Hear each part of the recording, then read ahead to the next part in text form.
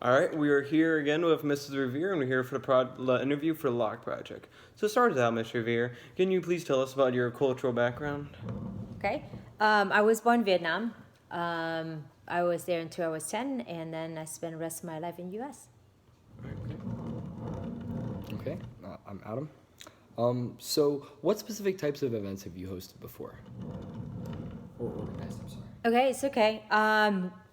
The big event regarding food was in Malaysia at Michael's school. We call MKS, and we did Mana Makan, mean let's eat. So what we did was we organized all different nationality, which is we have 51 different country that went to that school. So once a year we organize called Mana Makan, and we ask everybody from that country to have a table, bring the food, and we all share with other people in our school. So it's one night, it's on a Friday night, everybody come together, it's adult only, no kids, come together and we celebrate their cultures, celebrate the food, exchange conversation with other people and try out different food and enjoy the people company. So, why is it important to you that people of different cultures get represented and be able to share their culture with others? I think it's very important because once you start eating, we talk about it. That's you share things that you don't know about other culture, and that's how they get to know each other, and we become friends. So what do you think the best way would be to make sure that all cultures are represented fairly? So what I would recommend for you guys is to find out how many different cultures do you have at this school. And then what happened is you advertise. It's like, hey, we're having this festival, get different culture. Then you say, hey, you have a group of Filipinos. It's like, hey, can you invite you all representing Filipino, all the Philippine represented. So get together their group, what they want to make, and then they form a table and they divide up, hey, if there's 10 of them, they can divide like a couple dish. They famous dish that they can share to other people. So then like, hey, there's a culture dish. So make sure that you ask around or advertise to make sure you get everybody's representative. So, why did you decide that you wanted to put on these events, these cultural events where people of different cultures are able to share their food and culture? Since our school have 51 different countries, I think it's great to we don't see each other often in school because everybody's busy. This is one night that we get to see other people, see what their life, what they eat that we don't know, and then interact with them and see if we don't know the food, we can ask them about the food.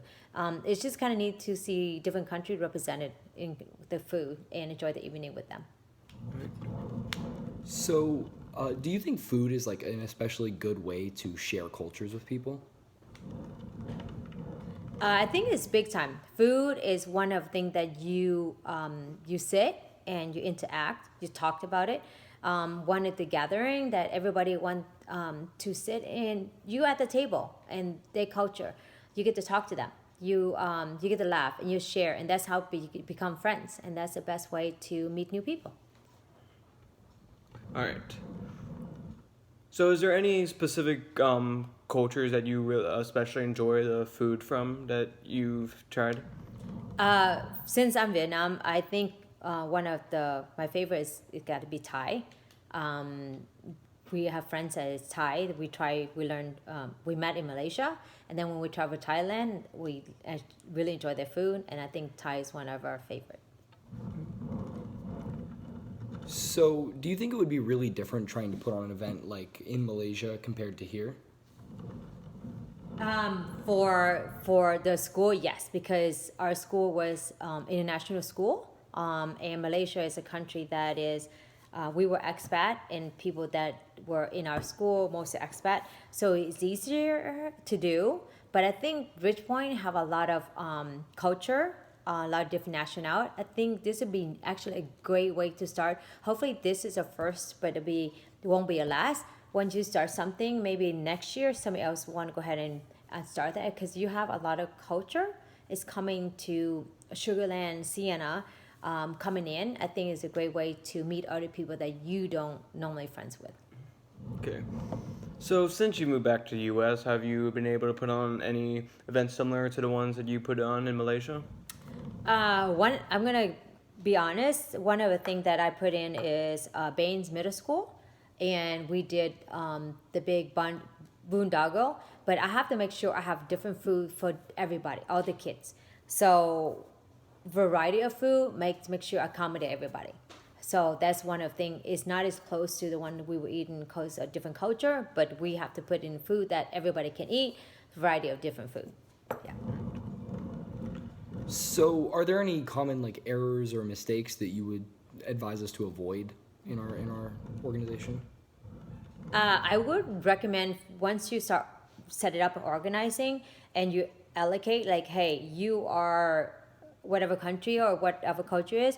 This is how many dishes you need to make, and you have to make sure you represent, and you have enough food to share. Because if you have 100 people there, they have to make enough food for just a little bite for the enough 100 people. So the main thing downfall was if you don't have enough food, and not everybody get a chance to taste that. All right. So beyond just like having enough food, is there anything like with the like logistics events that you would give us any advice on? Okay, I would recommend for you guys to plan ahead of time, plan and get this started because it takes time. Find a location, okay. Once you find a location, get approval and start talking about it and set a deadline. Like every week or every month, okay, we need to get this done. Check back with the culture, different group, and make sure they're on the ball and make sure that a couple weeks, hey, we need to pinpoint, this is what you're doing. Make sure you have label regarding food allergies, stuff like that. Just make sure you have everything, and make sure wherever you're having it, make sure it's approved for, again, allergies or any issue with the food that night. Right.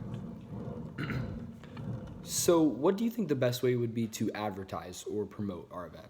Okay. So what we done as a school is we advertise to the school link, flyer, social media, different clubs. The more you advertise out there, if you're doing a school, advertise often. Start and just people talking about it. Get the word of mouth in as fast as you can. Like I said, you have I don't know if you have announcement at school, poster at school. Or you can go talk to different organization. I don't know if they have like international group at school. Talk to them and see if you can start forming stuff early. Okay. So, in your opinion, why do you think it's important for these cultural events to specifically be put on at schools? Honestly, this school is starting to be more of different culture coming in. It's nice for you guys to actually experience other people and get them involved. Okay, the more they feel they're welcome to the school, the better working together. And also, you might learn a lot from them. You might become friends with them you don't know. Different things, food culture you don't know. But I think this is a good way to open door to other culture that is not that you don't know about. And also for you guys to experience other culture that you normally don't. So, what approach would you take when seeking approval from Sienna to try and get this project going? I would definitely talk to HOA, to Sienna, and ask them, and say, hey, this is your event that you're doing for senior project, and I don't see you having any issue because one is a charity event that you're doing, and it's toward your senior project.